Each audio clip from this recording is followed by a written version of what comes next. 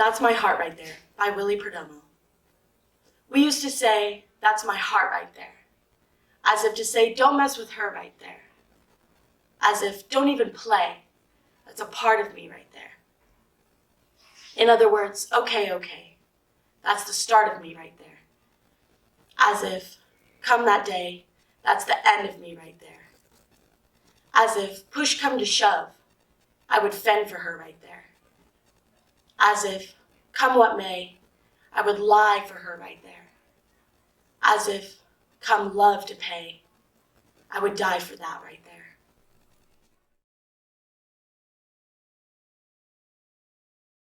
there. Piano by D.H. Lawrence. Softly in the dusk, a woman is singing to me, taking me back down the vista of years, till I see a child, sitting under the piano in the boom of the tingling strings, and pressing the small, poised feet of a mother, who smiles as she sings. In spite of myself, the insidious mastery of song betrays me back, till the heart of me weeps to belong, to the old Sunday evenings at home, with winter outside and hymns in the cozy parlor, the tinkling piano our guide. So now it is vain for the singer to burst into clamor with a great black piano appassionato. The glamour of childish days is upon me. My manhood is cast down in the flood of remembrance. I weep like a child for the past.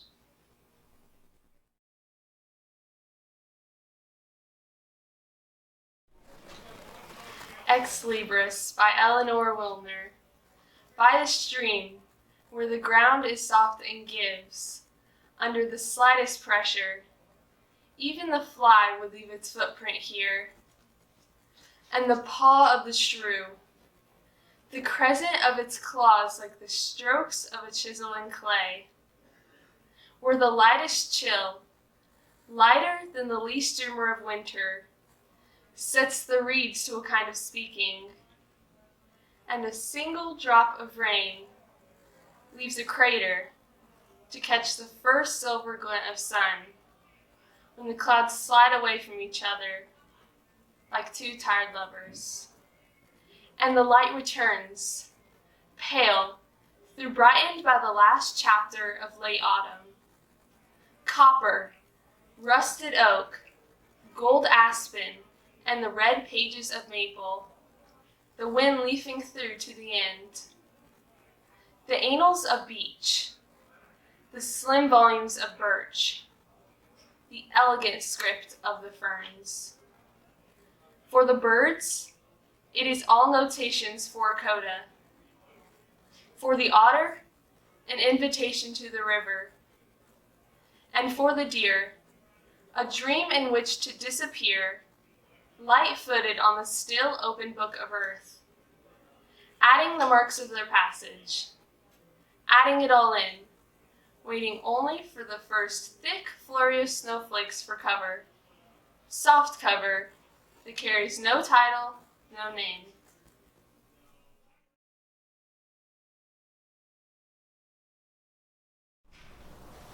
A Certain Kind of Eden by Kay Ryan.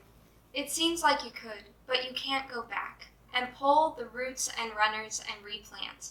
It's all too deep for that. You've overprized intention, have mistaken any bent you're given for control. You thought you chose the bean and chose the soil. You even thought you abandoned one or two gardens. But those things keep growing where we put them, if we put them at all. A certain kind of Eden holds us thrall. Even the one vine that tendrils out alone in time turns on its own impulse, twisting back down its upward course. A strong, and then a stronger rope. The greenest, saddest, strongest kind of hope.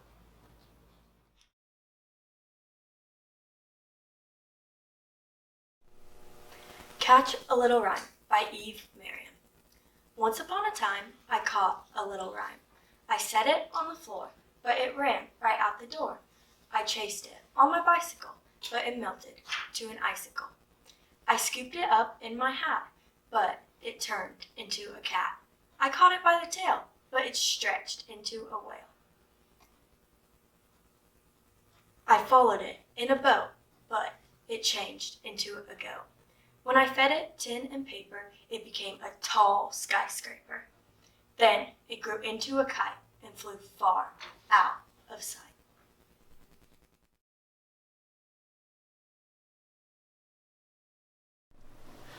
Uphill by Christina Rossetti.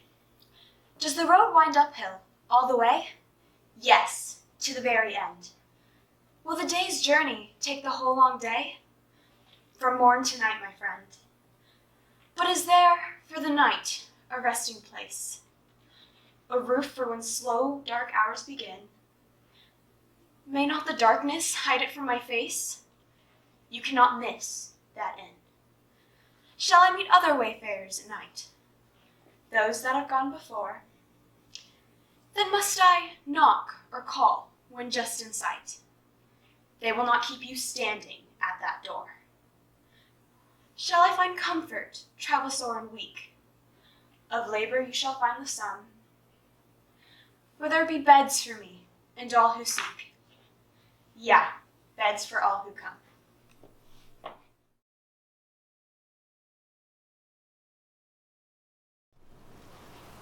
Ebb by Edna St. Vincent Millay. I know what my heart is like since your love has died. It's like a hallowed ledge holding a little pool, left there by the tide, a little tepid pool, drying inward from the edge.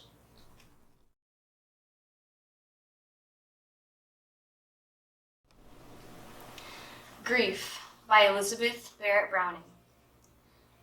I tell you, hopeless grief is passionless, that only men incredulous of despair, half taught in anguish through the midnight air, beat upward to God's throne in loud access of shrieking and reproach. Full desertness, in souls as countries lie a silent bare, under the blanching, vertical eye glare of the absolute heavens. Deep-hearted man, express grief for thy dead in silence, like to death. Most like a monumental statue, set in everlasting watch and moveless woe, till itself crumble to dust beneath. Touch it, the marble eyelids are not wet. If it could weep, it could arise and go.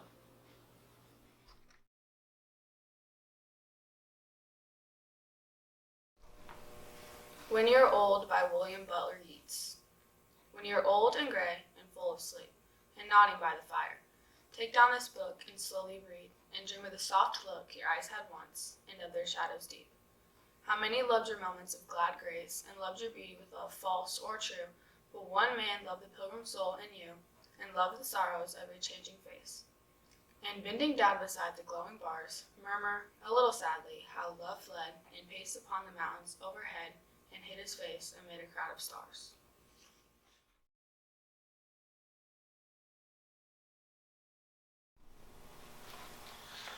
The Cave by Paul Tran.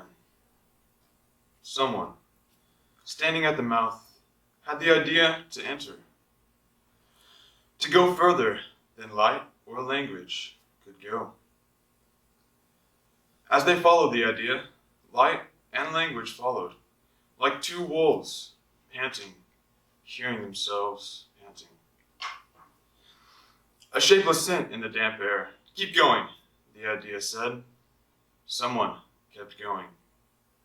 Deeper and deeper, they saw others had been there. Others had left objects that couldn't have found their way there alone. Ochre-stained shells, bird bones, grounded hematite. On the walls, as if stepping into history, someone saw their purpose. Cows, bulls, bison, deer, horses, some pregnant, some slaughtered. The wildlife seemed wild and alive, moving when someone moved, casting their shadows on the shadows stretching in every direction. Keep going, the idea said again. Go!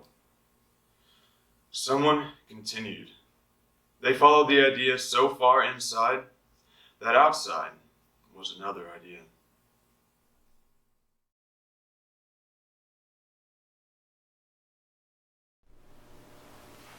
Invictus by William Ernest Henley.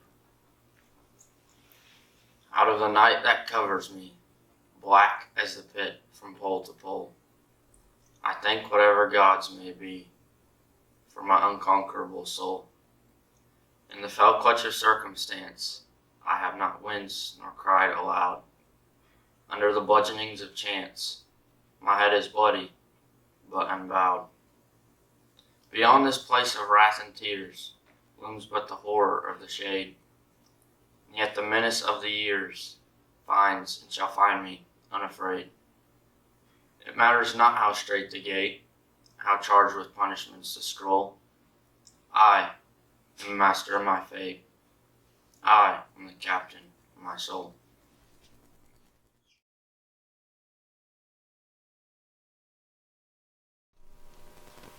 It Couldn't Be Done by Edgar Albert Guest.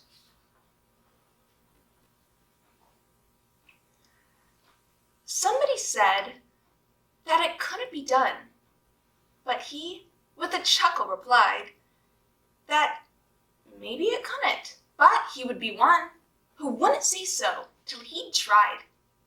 So he buckled right in with the trace of a grin on his face. If he worried, he hid it. He started to sing as he tackled the thing that couldn't be done. And he did it. Somebody scoffed, "Oh, you'll never do that. At least no one ever has done it." But he took off his coat, and he took off his hat, and the first thing we knew, he'd begun it. With a lift of his chin and a bit of a grin, without any doubting or quit it, he started to sing as he tackled the thing that couldn't be done. And he did it. There are thousands to tell you it cannot be done. There are thousands to prophesy failure. There are thousands to point out to you one by one the dangers that wait to assail you. But just buckle in with a bit of a grin. Just take off your coat and go to it. Just start in to sing as you tackle the thing that cannot be done. And you'll do it.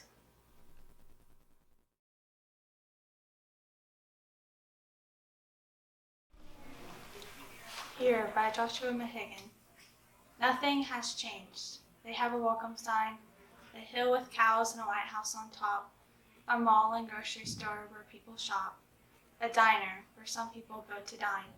It is the same no matter where you go. In downtown you will find no big surprises. Each fall the dew point falls until it rises.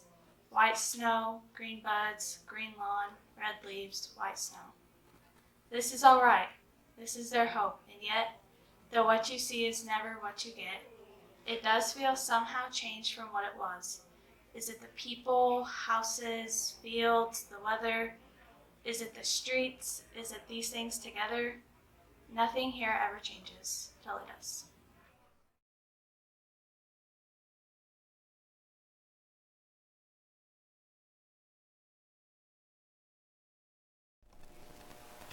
Sadie and Maud by Gwendolyn Brooks. Maud went to college. Sadie stayed home. Sadie scraped life with a fine-tooth comb. She didn't leave a tangle in. Her comb found every strand. Sadie was one of the livingest chits in all the land. Sadie bore 2 babies under her maiden name. Maud and Ma and Papa nearly died of shame. When Sadie said her last so long, her girls struck out from home. Sadie left as heritage her fine-tooth comb. Maud, who went to college, is a thin brown mouse. She is living all alone in this old house.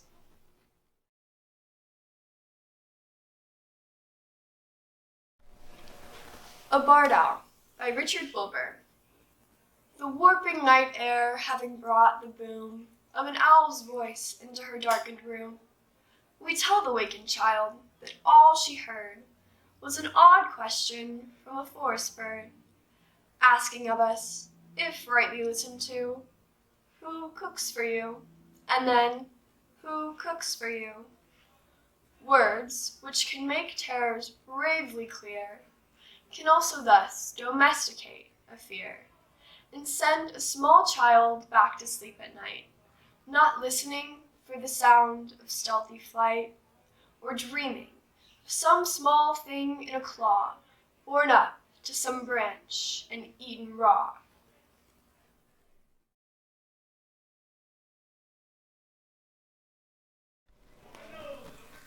Barter by Sarah Teasdale. Life has loveliness to sell, all beautiful and splendid things. Blue waves whitened on a cliff, soaring fire that sways and sings. And children's faces looking up, holding wonder like a cup. Life has loveliness to sell, music like the curve of gold, scent of pine trees in the rain, eyes that love you, arms that hold. And for your spirits still delight, holy thoughts that star the night. Spend all you have for loveliness, buy it and never count the cost. For one white singing hour of peace, count many a year of strife well lost. And for a breath of ecstasy, give all you have been or could be.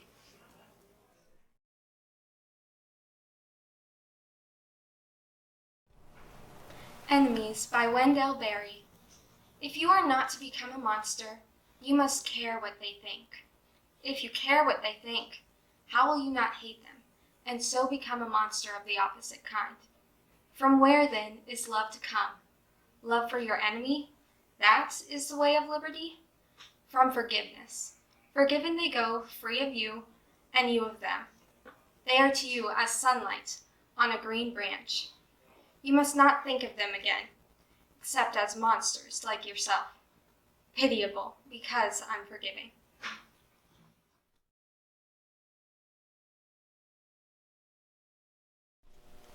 At Cross Purposes by Samuel Menashe. Is this writing mine? Whose name is this? Did I underline? What I was to miss.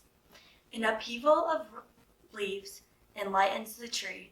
Rooted, it receives gusts on a spree. Beauty makes me sad, makes me grieve. I see what I must leave. Scaffold gallows, do whose will, who hollows wood to build, kill. Lineman anvil, no hammer strikes, your eyes are spikes.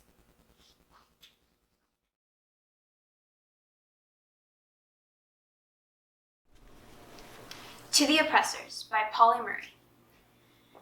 Now you are strong. We are but grapes aching with ripeness. Crush us! Squeeze us from all the brave life contained in these false skins.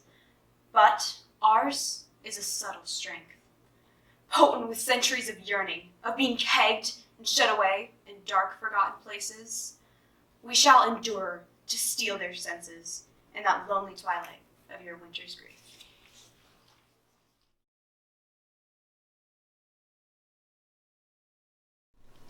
Catch a Little Rhyme by Eve Miriam.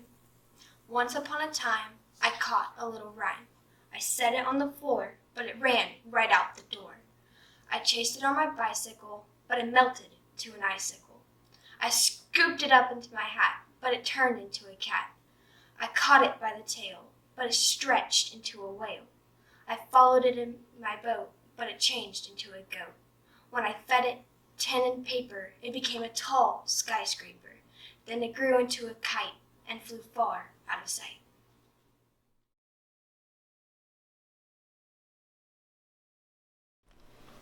Friendship After Love by Ella Wheeler Wilcox.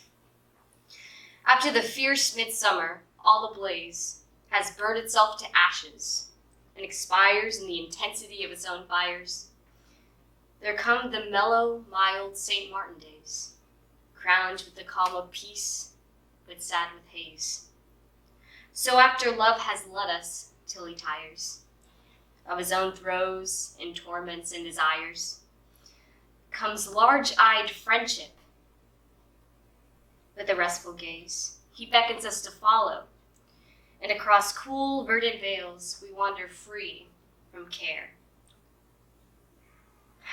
Is it a touch of frost lies in the air? Why are we haunted with a sense of loss? We do not wish the pain back or the heat. And yet, these days are incomplete.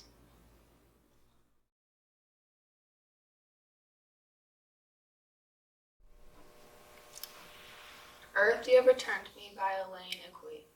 Can you imagine waking up every morning on a different planet, each with its own gravity? Slogging, wobbling, wavering, a tilt and out of sync, with all that moves and doesn't.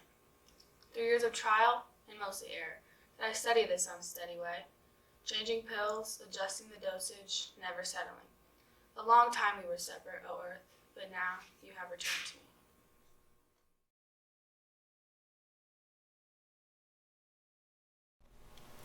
Song, You Charm Me Not with That Fair Face, by John Dryden from An Evening's Love.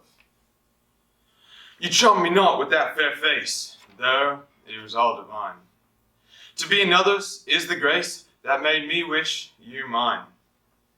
The gods and fortune take their part, who like young monarchs fight, and boldly dare invade that heart, which is another's right. First mad with hope we undertake, to pull up every bar, but once possessed, we faintly make a dull, defensive war. Now every friend is turned to foe, in hope we get our store, and passion makes us cowards grow, which made us brave before.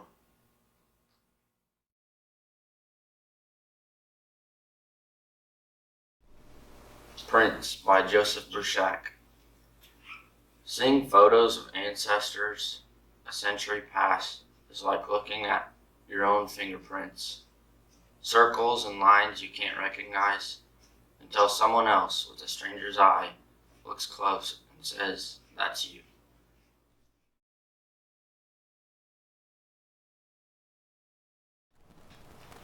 A Thank You Note by Michael Ryan for John Scoils. My daughter made drawings with the pens you sent. Line drawings that suggest the things they represent. Different from any drawings she, at 10, had done. Closer to real art, implying what the mind fills in. For her mother, she made a flower, fragile on its stem. For me, a lion, calm, contained, but not a handsome one. She drew a lion for me once before on a get well card and wrote, "I must be brave, even when it's hard." Such love is healing, as you know, my friend, especially when it comes unbidden from our children. Despite the flaws they see so vividly in us, who can love you as your child does? Your son, so ill. The brutal chemo, his looming loss owning you now. Yet, you would be so generous to think of my child. With the pens you sent, she has made, I hope, a healing instrument.